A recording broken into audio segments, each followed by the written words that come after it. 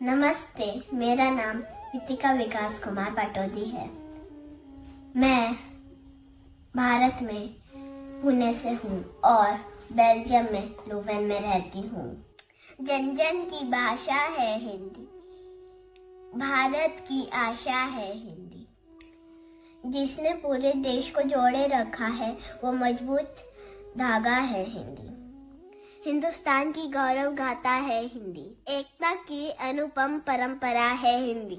जिसके बिना हिंद थम जाए ऐसी जीवन रेखा है हिंदी। जिसने काल को जीत लिया है ऐसी कालजयी भाषा है हिंदी। सरल शब्दों में कहा जाए तो जीवन की परिभाषा है हिंदी। हिंदी दिवस की सभी को शुभकामना है। जय हिंद।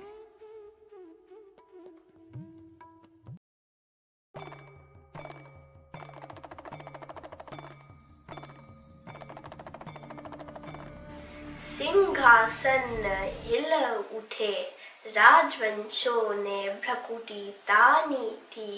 भूरे भारत में आई फिर से नई जवानी थी। गुमी हुई आजादी की कीमत सबने पहचानी थी। दूर फिरंगी को करने की सबने मन में ठानी थी। चमक उठी सन 57 में ये तलवार पुरानी थी। खूब लड़ी मर्दानी वो तो झांसी वाली रानी थी। हुई वीरता की वैभव के साथ सगाई झांसी पे, ब्याह हुआ बन आई रानी लक्ष्मीबाई झांसी पे। राजमहल में बाजी बधाई खुशियां छाई झांसी पे। चित्रा ने अर्जुन को पाया शिव से मिली भवानी थी। बुंदेलो हर बोलो की मुँह हमने सुनी कहानी थी। खूब लड़ी मर्दानी वो तो झांसी वाली रानी थी। लक्ष्मी थी या दुर्गा थी वो स्वयं वीरता की अवतार। देख मराठे पुलकित होते हैं उसकी तलवारों के वार। नकली युद्ध व्यू की रचना और खेलना खूब शिकार। सैन्य घेरना दुर्ग तोड़ना यह थे उसके प्रिय खिलवाड़। महाराष्ट्र कुल देवी उसकी भी आराध्य भवानी थी। बुंदेले हर बोलो के मुंह हमने सुनी कहानी थी। खूब लड़ी मर्दानी वो तो झांसी वाली रानी थी। चीनी राजधानी दिल्ली की लखनऊ चीना बातों बात। गेट पेशवा ताबडोर में हुआ नागपुर का भी घाट। उदयपुर तंजौर सतारा कर्नाटक की कांग्रेस साथ। जबकि सिंध पंजाब ब्रह्म पर अभी हुआ था वज्रपात। बंगाली मद्रास आदि की भी तो वही कहानी थी। बुंदेले हर बोलो के मुंह हमने सुनी कहानी थी। खूब लड़ी मर्दानी वो तो झांसी वाली रानी थी। खूब लड़ी मर्दानी वो तो झांसी वाली रानी थी। रानी गई सिधार चिताब उसकी दिव्य सवारी थी। मिले तेज से तेज की वो सच्ची अधिकारी थी। अभी उम्र कुल 23 की थी, मनुज नहीं अवतारी थी। हमको जीवित करने आई बन स्वतंत्र नारी थी। दिखा गई पत सिखा गई हमको जो सीख सिखानी थी। बुंदेले हर बोलो के मुंह सुनी हमने कहानी थी। खूब लड़ी मर्दानी वो तो झांसी वाली रानी थी। खूब लड़ी मर्दानी वो तो झांसी वाली रानी थी।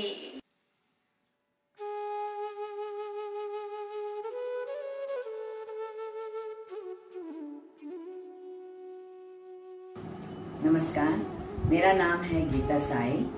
हिंदी दिवस के अवसर पर मैं एक कविता सुनाने वाली हूँ। कविता का शीर्षक है उजियारे का दान।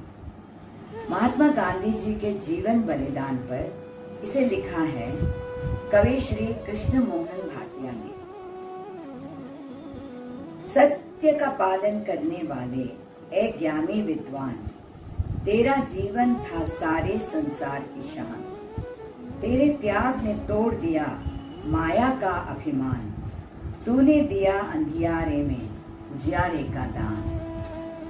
तेरे चले जाने से आशा का दामन छूट गया है, प्रेम का बंधन टूट गया है, टूट गए सब मान।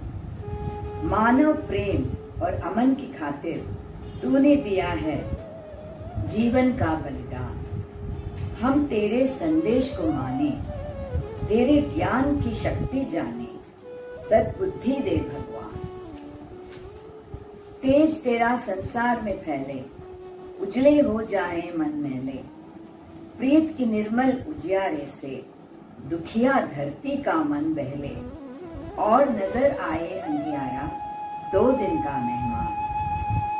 रोज नहीं आते हैं जग में तुझ जैसे सावंत साधु संत, सदियां बीते तो पैदा होता है तुझसा इंसान। मानव जीवन का आदर्श था तेरा शांत स्वभाव, प्रेम के अवतार पैगंबर सदा रहेगा तेरा अभाव। ए आजादी के मंदिर के प्रेम पुजारी, तूने बढ़ाया हम सब का मान सम्मान। सत्य का पालन करने वाले ए ज्ञानी विद्वान, तेरा जीवन था सारे संसार की शान। तभी तो कहलाता है तू राष्ट्रपिता महान। धन्यवाद।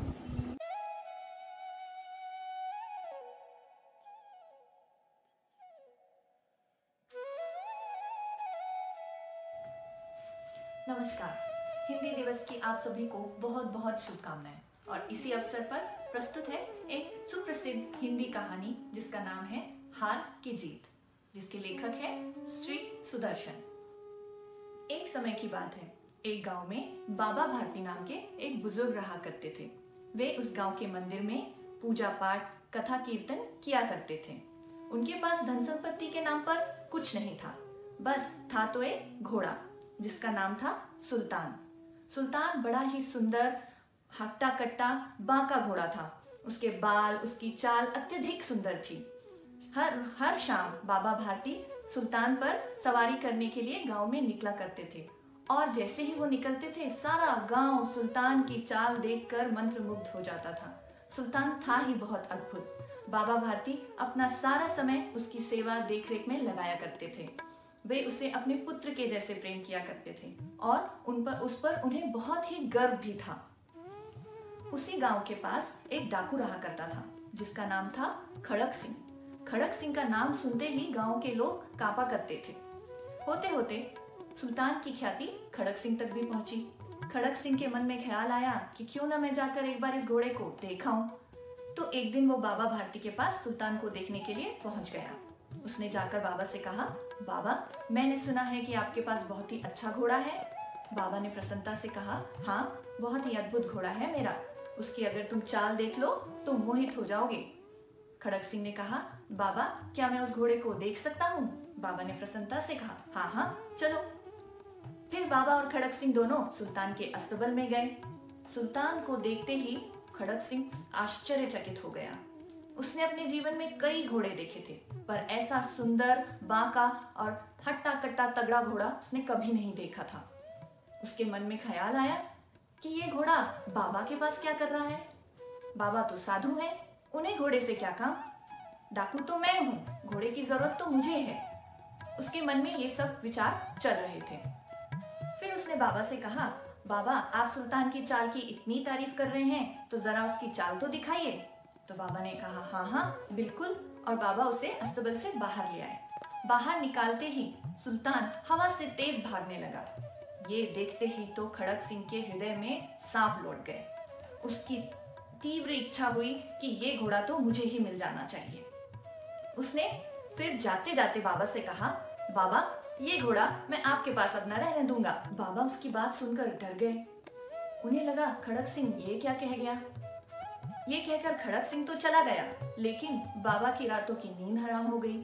वे पूरा समय यही सोचते रहते थे कि किसी दिन खड़क सिंह आएगा और सुल्तान को लेकर चला जाएगा। इसी चिंता में वो अपना पूरा समय सुल्तान की रखवाली में लगाने लगे। वो रात भर अस्तबल का पहरा देते, दिन में भी मंदिर का पूजा पाठ छोड़कर उसकी रखवाली करते रहते थे। उन्हें ये डर खाए जा रहा था। ऐसे करते करते कुछ दिन बीत गए। फिर कुछ माह भी बीत गए, लेकिन खड़क सिंह नहीं आया। अब बाबा भी थोड़े निश्चिंत हो चले थे। उन्हें लगा कि उनका जो ये भय है वह स्वप्न मात्र है। अब एक दिन शाम को बाबा रोज की तरह सुल्तान की सवारी करने के लिए निकले। वो कुछ दूर ही चले थे कि उन्हें एक आवाज आई, बाबा मेरी मदद कर दो। बाबा ने पीछे देखा तो वहां पर एक अपाहिज गरीब आदमी चादर ओढ़े पेड़ के नीचे बैठा हुआ था। बाबा ने तुरंत उसकी मदद करने के लिए घोड़े को पीछे मोड़ा और उसके पास जाकर पूछा, भाई क्या बात है, क्या परेशानी है?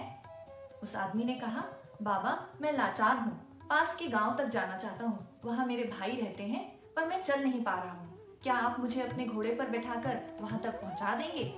बाबा तो थे ही भले आदमी, उन्हें तुरंत दया आ गई। उन्होंने सुल्तान के ऊपर उस आदमी को बैठा दिया और खुद सुल्तान की रस्सी पकड़कर धीरे धीरे चलने लगे। कुछ दूर ही चले थे कि बाबा को एक अचानक से झटका महसूस हुआ और उनके हाथ से सुल्तान की रस्सी छूट गई। उन्होंने पीछे पलटकर देखा तो घोड़े पर खड़क सिंह तन कर बैठा हुआ था। बाबा के आश्चर्य का ठिकाना न रहा, ये तो खड़क सिंह है। खड़क सिंह चेहरे पे घमंड भरी मुस्कान लिए सुल्तान को भगाने लगा। बाबा स्तब्ध थे, उन्हें कुछ समझ नहीं आ रहा था। फिर थोड़ी देर के बाद बाबा ने चिल्लाकर कहा, जरा ठहरो। उनकी यह चीख क्रोध, निराशा और दुख से भरी हुई थी। उनकी यह आवाज सुनकर खड़क सिंह रुक गया और उसने कहा, बाबा ये घोड़ा तो मैं आपको अब नहीं दूंगा। बाबा ने कहा, खड़क सिंह मैं ये घोड़ा तुमसे अब नहीं लूंगा, ये घोड़ा तुम्हारा है, इसे तुम रख सकते हो। खड़क सिंह को बहुत आश्चर्य हुआ कि ये घोड़ा जिसे वो अपने पुत्र की भांति प्यार करते हैं वो मुझे बिना चिल्लाए बिना झगड़े ऐसे ही दे रहे हैं। बाबा ने कहा, मैं बस एक ही विनती करना चाहता हूँ। खड़क सिंह ने कहा, बाबा आप सुल्तान को छोड़कर कुछ भी मांग लीजिए। बाबा ने कहा कि सुल्तान तो अब मुझे नहीं चाहिए, लेकिन मैं बस इतना चाहता हूँ कि तुम इस किस्से की चर्चा किसी से ना करो, किसी को भी ये ना बताओ कि तुमने सुल्तान मुझसे कैसे ले लिया। यह सुनकर खड़क सिंह को बहुत हैरानी हुई कि बाबा उसे यह बात छुपाने के लिए क्यों कह रहे हैं। उसे ये समझ नहीं आ रहा था कि बाबा ऐसा क्यों चाहते हैं कि वो ये बात किसी को ना बताए। उसने बहुत सोचा, बहुत दिमाग लगाया, पर उसकी डाकू बुद्धि को ये बात समझ नहीं आ रही थी। तो उसने आखिर बाबा से ही पूछ लिया कि बाबा आप ये बात छुपाना क्यों चाहते हैं? बाबा ने बड़े गंभीर भाव से उत्तर दिया कि अगर ये किस्सा किसी को पता चलेगा तो आने वाले समय में कोई भी किसी दीन दुखी की मदद करने से डरेगा। खड़क सिंह असमंजस में कुछ देर वहीं खड़ा रहा। बाबा भारती तो चले गए, परंतु उनके शब्द उसके कानों में गूंज रहे थे। वह यही सोचता रहा, कैसे उच्च विचार हैं, कितना पवित्र भाव है। किसी ने उनसे आज उनकी सबसे प्रिय वस्तु छीन ली छल कपट से, लेकिन उन्हें इस बात का दुख न था। उन्हें चिंता थी तो बस इतनी कि कोई दीन दुखियों पर विश्वास करना ना छोड़ दे, उनकी मदद करना ना छोड़ दे। उसे अपने किए पर बहुत पश्चाताप हो रहा था और उसी रात वो सुल्तान को लेकर बाबा के मंदिर पहुंच गया। उसने अंधेरे में चुपचाप सुल्तान को वापस अस्तबल में खड़ा कर दिया और अस्तबल का फाटक लगाकर चला गया। सुबह जब बाबा भारती उठे तो उनके पैर अपने आप अस्तबल की तरफ बढ़ने लगे, लेकिन फिर उन्हें यकायक ख्याल आया कि सुल्तान तो है नहीं। वह दुखी होकर वहां से लौटने लगे, लेकिन अपने मालिक के पदचाप सुनकर सुल्तान जोर जोर से हिनहिनाने लगा। बाबा को विश्वास न हुआ। बाबा ने अंदर जाकर देखा तो सुल्तान वहीं बंधा हुआ था। बाबा उसे गले लगाकर रो पड़े। उनकी प्रसन्नता का ठिकाना न रहा। वे ऐसे रो रहे थे जैसे उन्हें अपना बिछड़ा हुआ पुत्र मिल गया हो, और रोते रोते वो यही सोच रहे थे कि आगे से कोई भी दीन दुखियों की मदद करने से डरेगा नहीं। दीन दुखियों की मदद करने के लिए हमेशा हर कोई आगे अपना हाथ बढ़ाएगा। तो ये थी कहानी बाबा भारती और उनके घोड़े की, परोपकार से हार की जीत की। नमस्कार।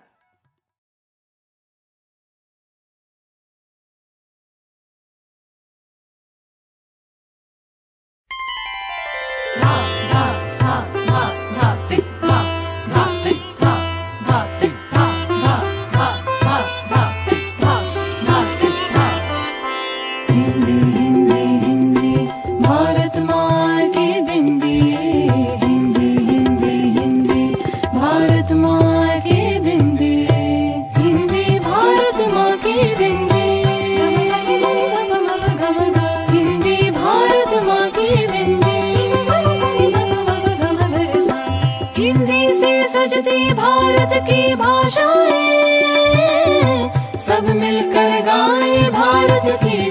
बढ़ाएं।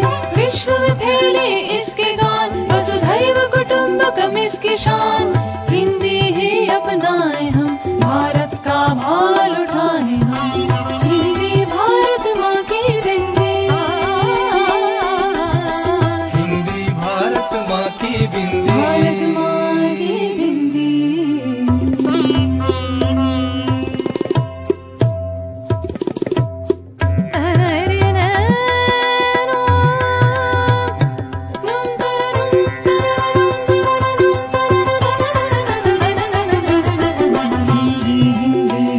विश्व भगिनी कहलाए हिंदी, हिंदी हिंदी हिंदी भारत का मान बढ़ाए हिंदी।